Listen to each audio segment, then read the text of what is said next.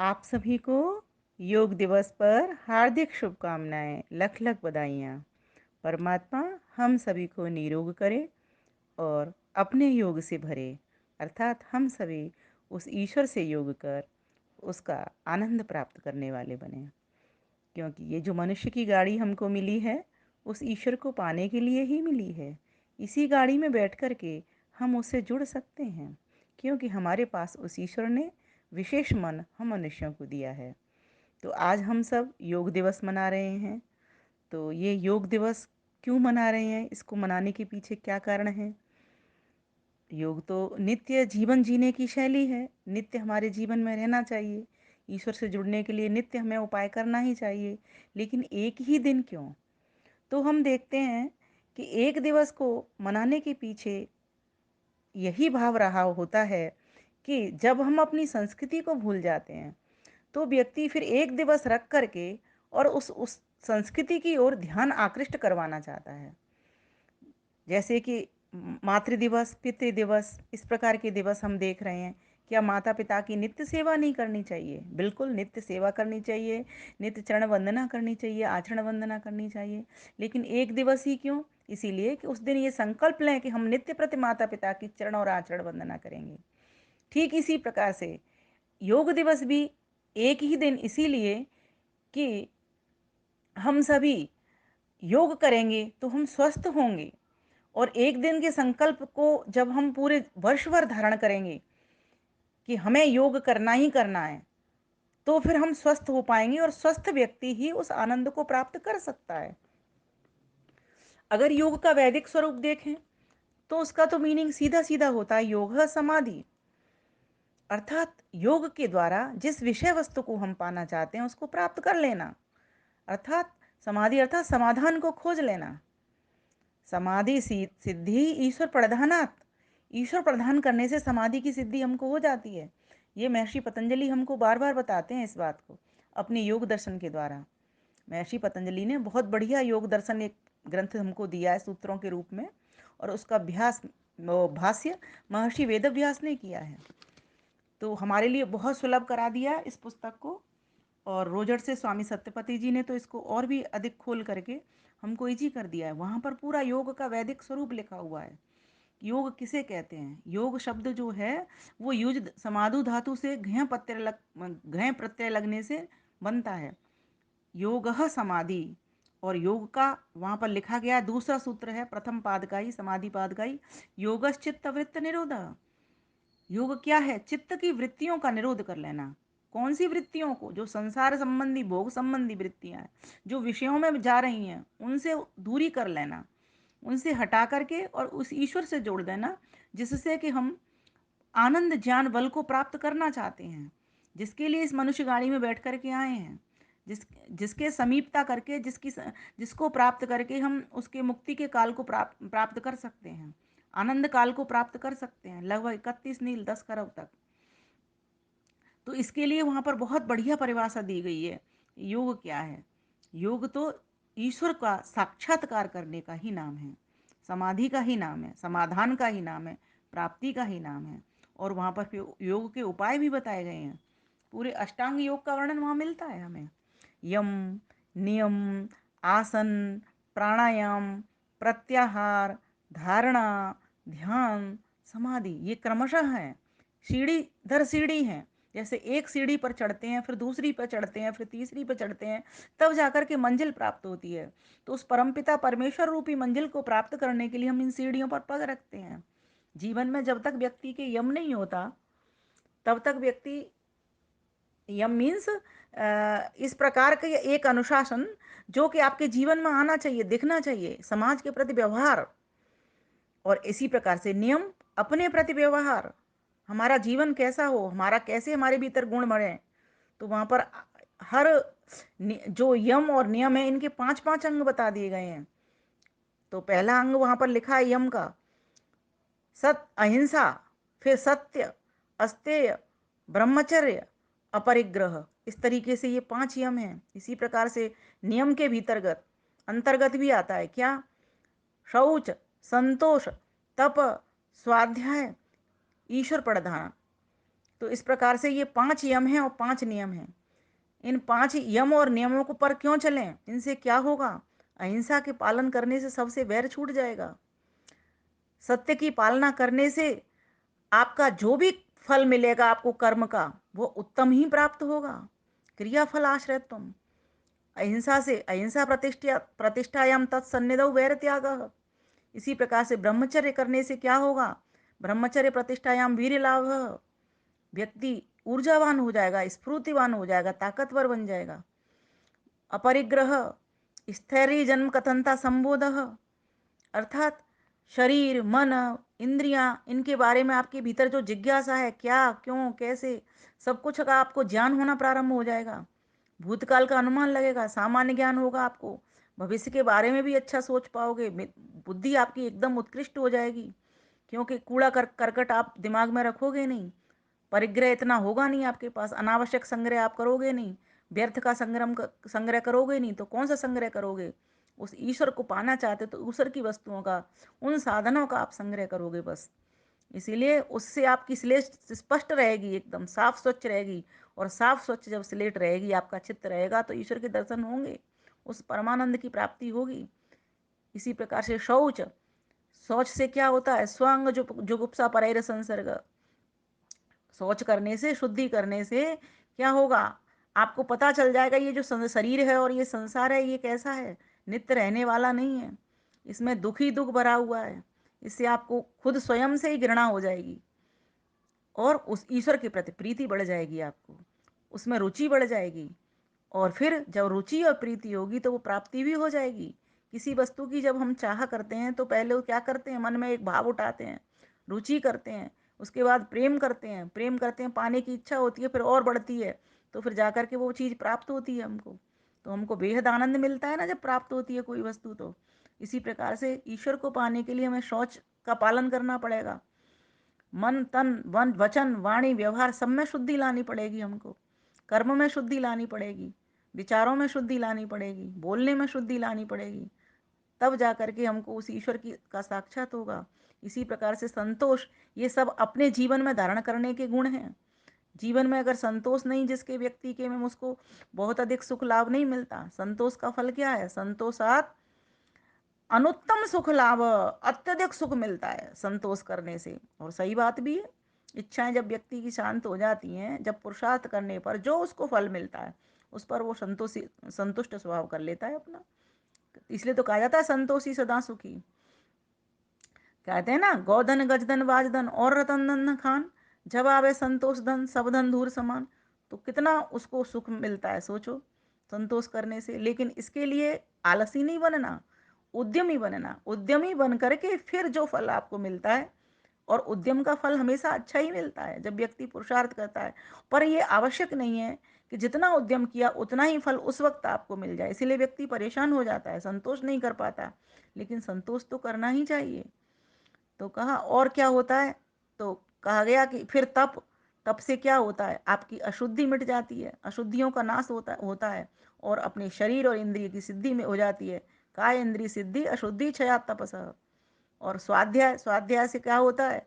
ये सब गुण हैं अपने जीवन के, मतलब जीवन में अपनाने के ढंग हैं, ये तरीके हैं, ये नियम इनको बोला गया, इसीलिए इन पर चलना चाहिए हमको जीवन में। शौच का, संतोष का, है ना, तप का, स्वाध्याय का, इनका पालन करना चाहिए। नित्य वेद पाठ करना चाहिए। इससे क्या होता है?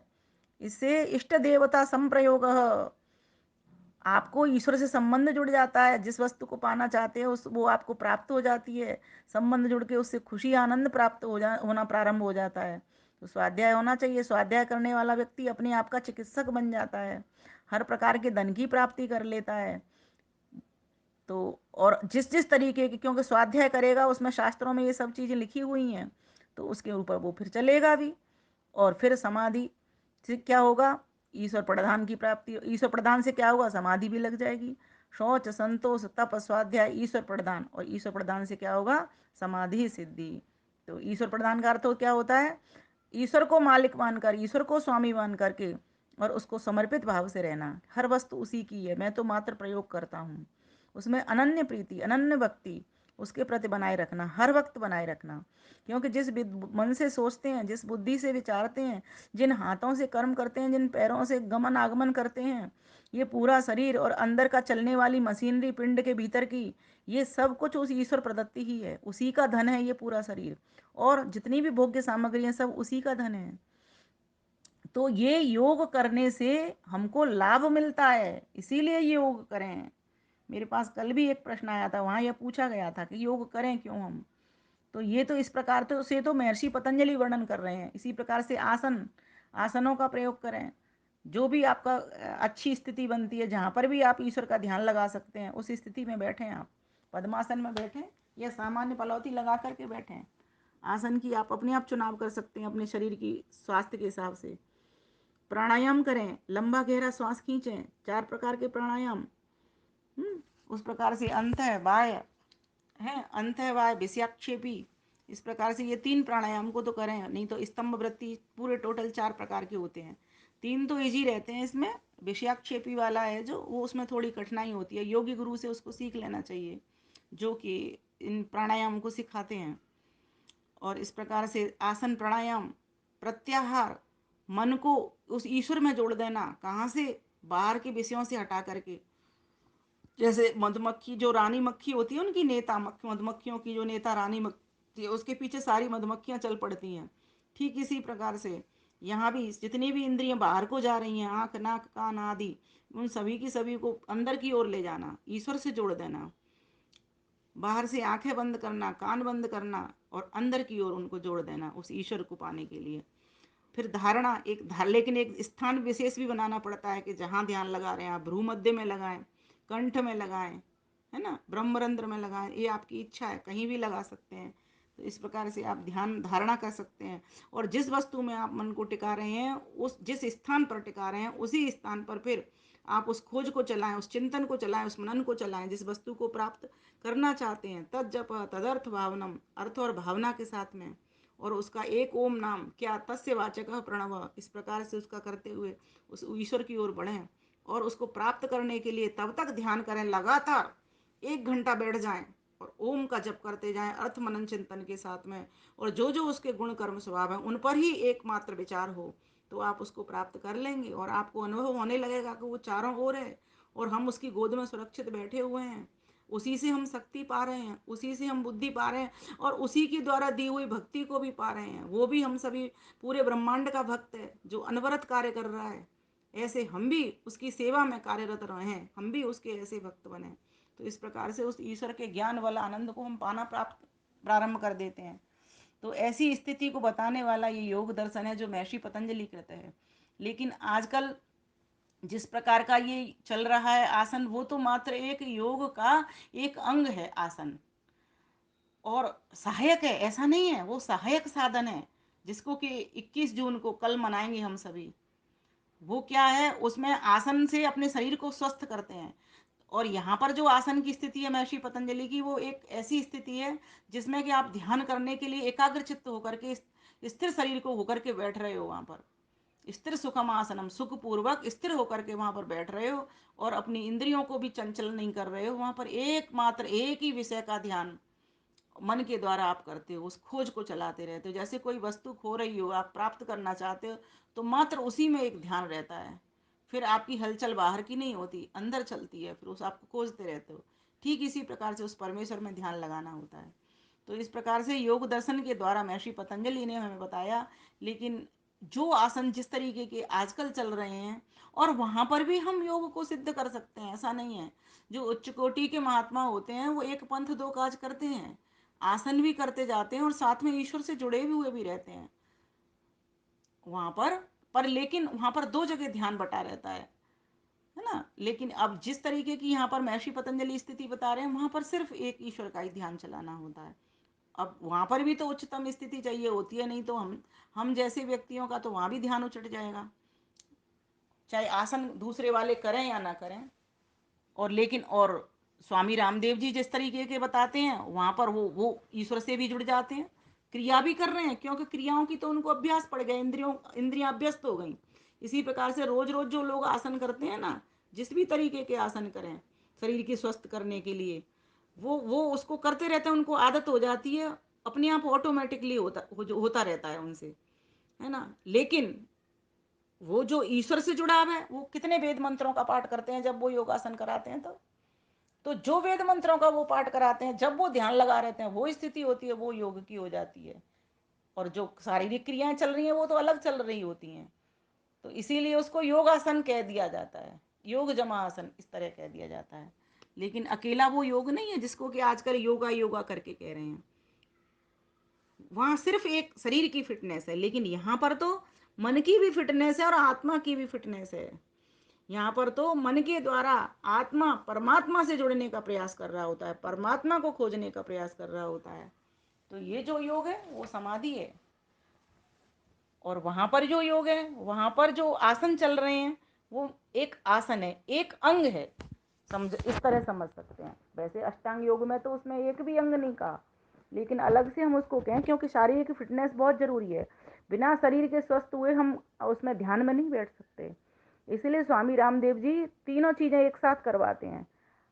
मंत्र भी बोलते जाते हैं, आसन भी करवाते जाते हैं, और ईश्वर का ध्यान भी करवाते चले जाते हैं वो।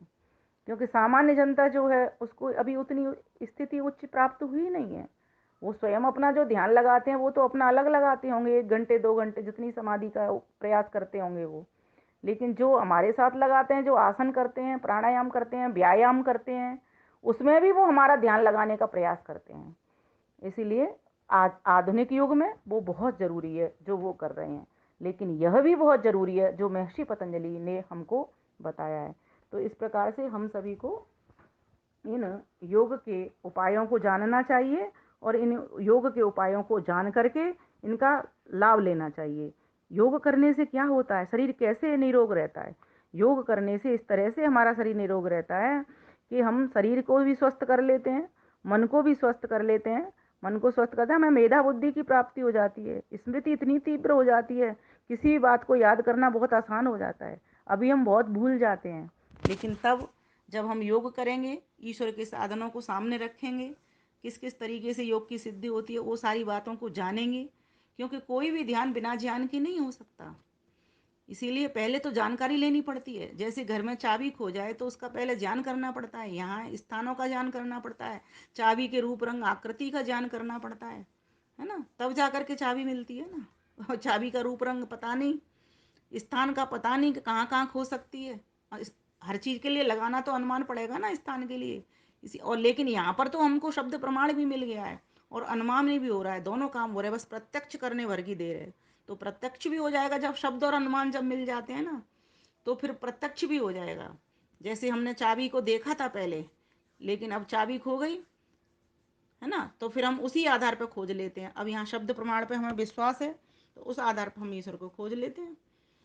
तो इस प्रकार से हम योग के द्वारा बहुत कुछ प्राप्त किया जा सकता है।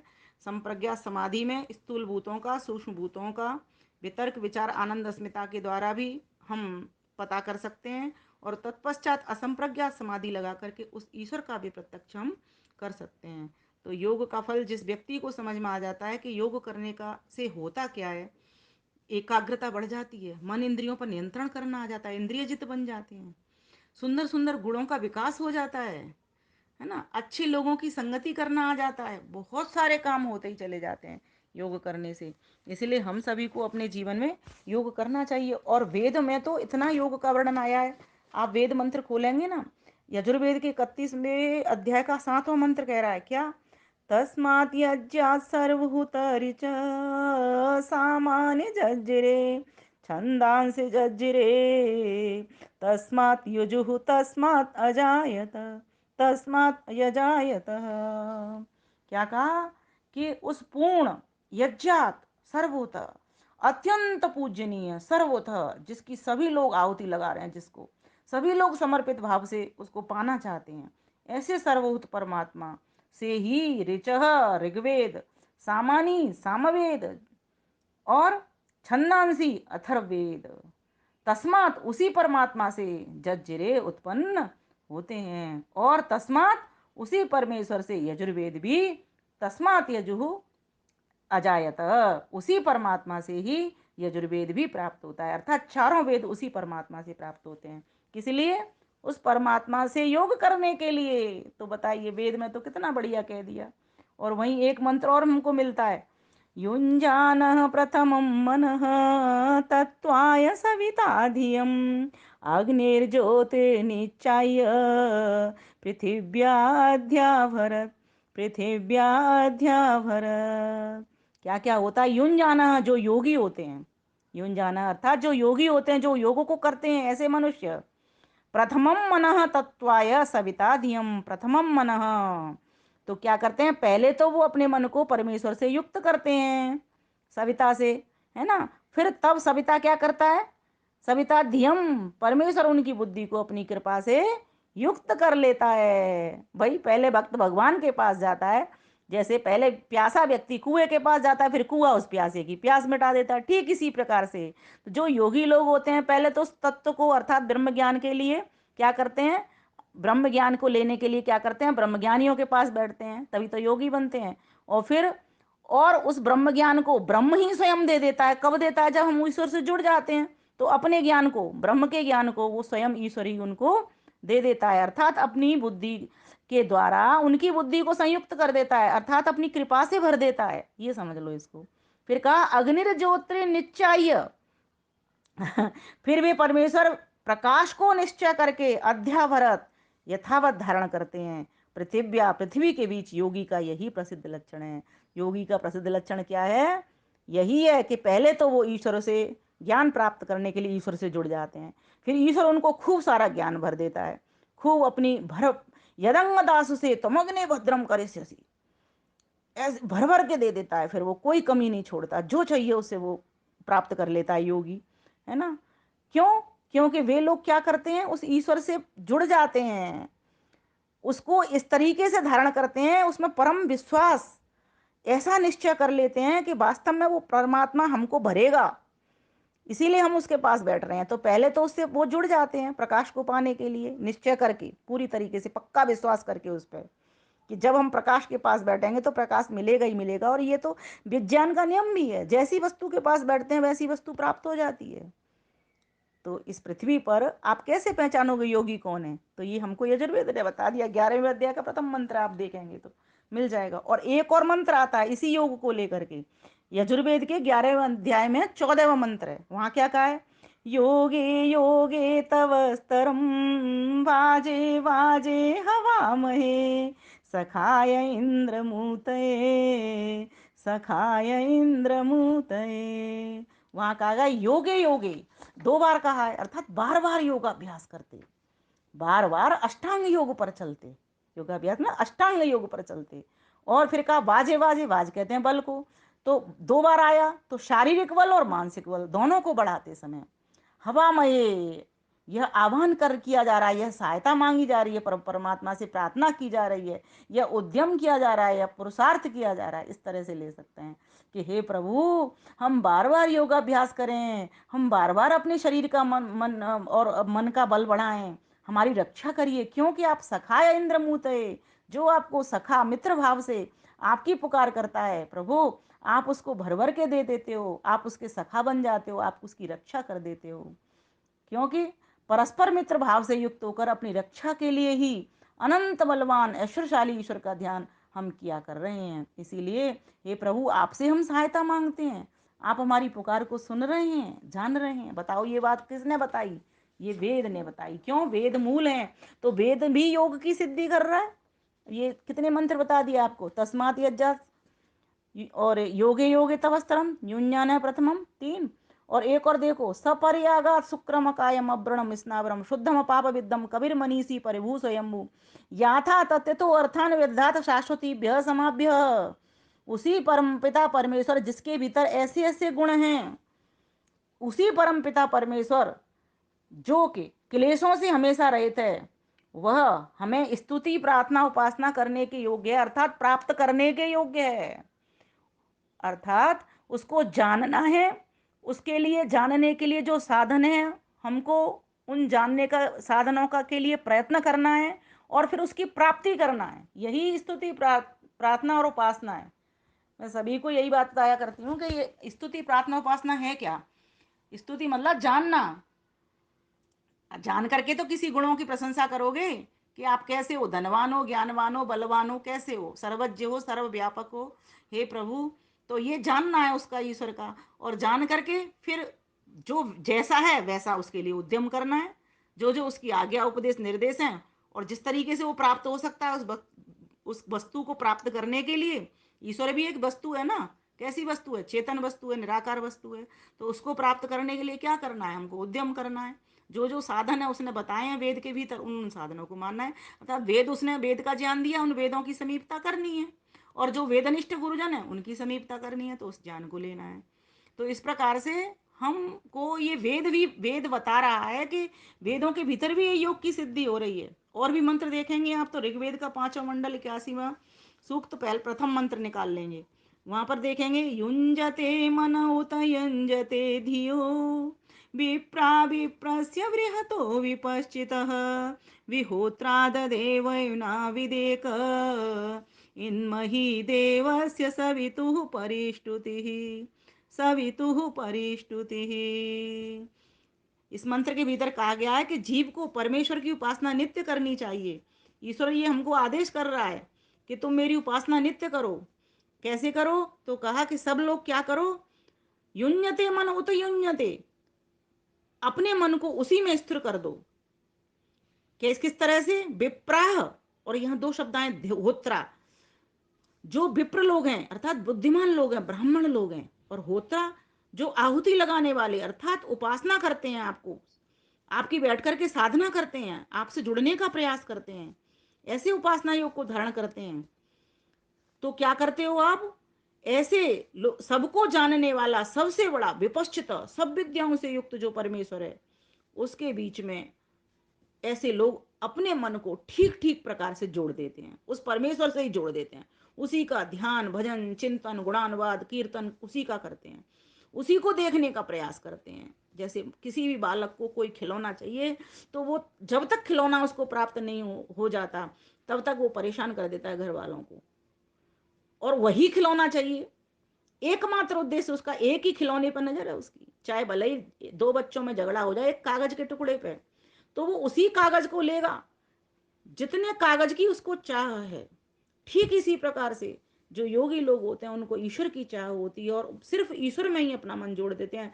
चाहे उसके लिए रूठना पड़े, मटकना पड़े, रोना पड़े, धोना पड़े, उद्यम करना पड़े, कुछ भी करना पड़े, उसको प्राप्त करते करते मैं सुना करती हूँ योगी जनों के आंसू भी निकल जाया करते हैं। वो क्या है, वो यही है, जैसे एक बालक अपने खिलौने को जब तक प्राप्त नहीं कर लेता, तब तक खूब रुदन करता है, वो खूब रुदन करता है, और फिर जैसे ही उसको खिलौना मिल जाता है, उसका रोना मुस्कान में बदल जाता है। तो यहाँ ये देखो, ये मंत्र खुद बता रहे हैं स्वयं। तो हम लोग उसकी उसी इस प्रकार से परिष्टुति ही स्तुति, इसमें शब्द आया ना, स्तुति करें सब प्रकार से, परिष्टुति ही।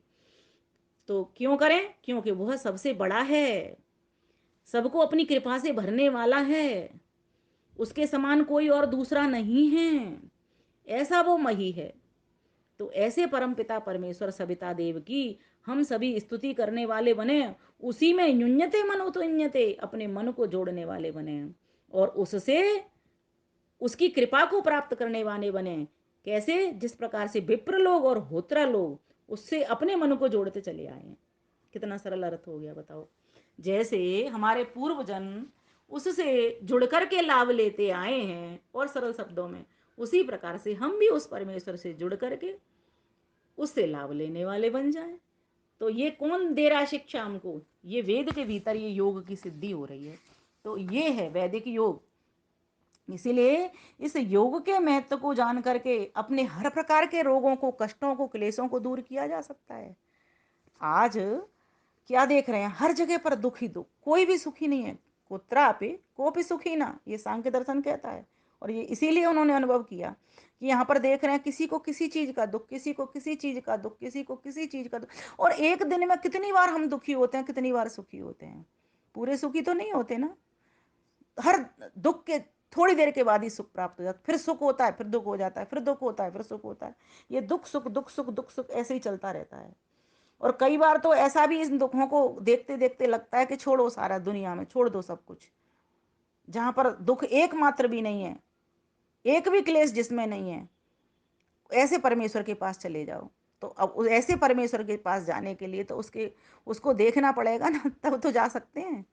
तो जाने के लिए ही ये वेदों ने हमको कहा कि योग की ओर जाओ।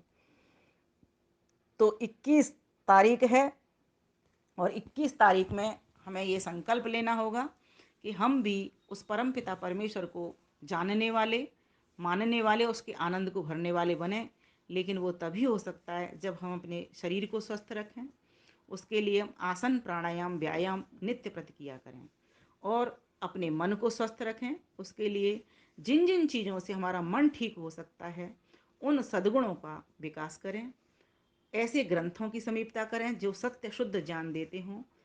वेदोक्त वेदादि ग्रंथों के पास बैठें, दर्शन शास्त्रों के, उपनिषदों के, रामायण, गीता, ये सब अच्छी अच्छी ग्रंथ हैं। विद्वानों की बढ़िया बढ़िया पुस्तकें, उनके पास बैठें, उनकी समीपता करें। इससे अपने मानसिक स्तर को बलवान बनाएं और अपनी आत्मा को हंता न बनाएं। विद्या को भी जानें, अविद्या को भी जानें, ज्ञान को भी जानें, कर्म को भी जानें और फिर उपासना में उतरना प्रारंभ हम करें। तो इस प्रकार से जो व्यक्ति इस योग को ठीक प्रकार से समझ लेता है और ठीक प्रकार से साधना में उतर लेता है, क्योंकि साध्य को पाने के लिए साधना में उतरना ही पड़ेगा। बिना साधना में उतरे हुए किसी भी साधक को वो साध्य प्राप्त हो ही नहीं सकता। तो इसके लिए हम सभी साधक उत्तम साधक बने और उत्तम साधक बनने के लिए अपने शरीर को स्वस्थ रखें प्राणायाम, व्यायाम के द्वारा और अपने मन को इसी प्रकार से अष्टांग योग के द्वारा स्वस्थ करते हुए इस मन के द्वारा उस परम पिता परमेश्वर को प्राप्त करने वाले बने और इस मानुषिक चोले को सफल करें। तो आइए स्वरचित एक गीत के साथ। यदि चाहो कल्याण विश्व का, योग करो सब योग करो। बोलो। यदि चाहो कल्याण विश्व का, योग करो सब योग करो। यदि चाहो नित खुशियाँ पाना, योग करो भाई योग करो। यदि चाहो नित खुशियाँ पाना, योग करो भाई योग करो। योग ही सत है, योग ही ऋत है, योग ही रस अमृत मधु घृत है। बहुत सुंदर चुनिंदा मैंने शब्द इसमें डाले हैं, आप इन पर ध्यान देंगे। योग ही सत है, योग ही ऋत है, योग ही रस अमृत मधु घृत है। योग प्रेम है, योग क्षेम है, योग ही सम्मल प्रभु श्रुति पथ है। यदि चाहो तन स्वस्थ बनाना, योग करो भाई योग करो। यदि चाहो कल्याण विश्व का, योग करो सब योग करो। यदि चाहो नित खुशियाँ पाना, योग करो भाई योग करो। योग है ऊर्जा, योग स्फूर्ति, योग ही मोद प्रमोद विनोद है। योग ही धर्म है, योग ही मर्म है, योग ही तप स्वाध्याय सुकर्म है। यदि चाहो मन स्वस्थ बनाना, योग करो भाई योग करो। यदि चाहो मन स्वस्थ बनाना, योग करो भाई योग करो। योग दे सम्मति, योग दे संपत्ति, योग ही दूर करे दुख दुर्मति।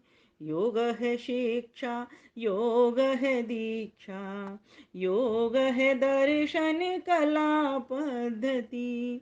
यदि चाहो सुख वैभव पाना, योग करो भाई योग करो। यदि चाहो नित खुशियाँ पाना, योग करो भाई योग करो। पतंजलि ने दिया था। श्री कृष्ण ने योग किया था।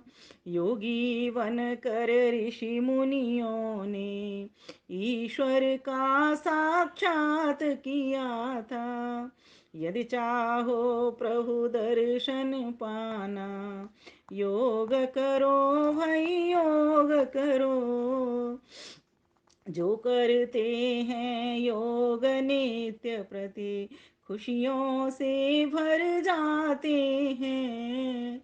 छोड़ पाप दुर्व्यसन व दुर्गुण, जीवन विमल बनाते हैं। यदि चाहो मोक्षानंद पाना, योग करो भाई योग करो। संकल्पित हो योग दिवस पर, नित प्रति योग करेंगे भाई। सामूहिक यौगिक पथ पर चल, विमल ईश को वरेंगे भाई। यदि चाहो जग आर्य बनाना, योग करो भाई योग करो। 21 जून को सफल बनाना, योग करो भाई योग करो। यदि चाहो कल्याण विश्व का, योग करो भाई योग करो।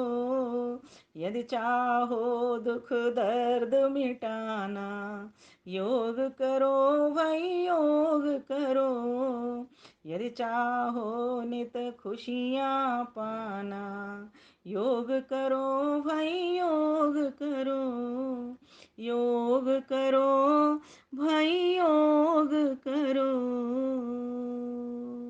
प्यारे भाइयों बहनों, वस्तुतः योग ही स्वस्थ जीवन का आधार है। जिस व्यक्ति ने जितनी जल्दी इस बात को समझ लिया, उसने समझो अपने इस मानव जन्म को सफल कर लिया। और मानव जन्म की सफलता तो है ही यही, समस्त दुखों से छुट्टी, निवृत्ति और किसकी प्रवृत्ति, परमानंद की प्राप्ति।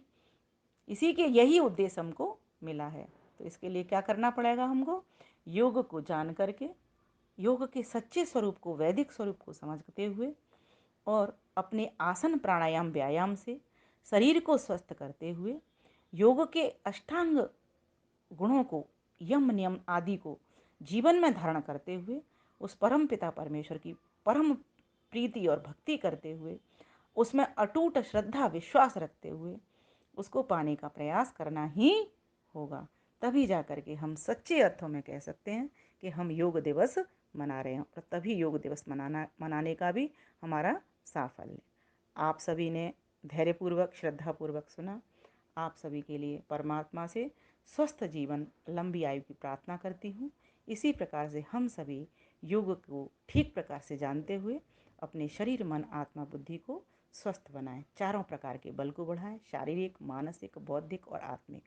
जिस व्यक्ति के ये चारों बल बढ़ जाते हैं, वो कृष्ण बन जाता है, राम बन जाता है, महर्षि दयानंद बन जाता है, ऋषि मुनि बन जाता है। और उस ईश्वर को प्राप्ति में अपना पूरा समय लगाते हुए शुभ कर्मों में विचरण करता है, निष्काम कर्मों में विचरण करता है।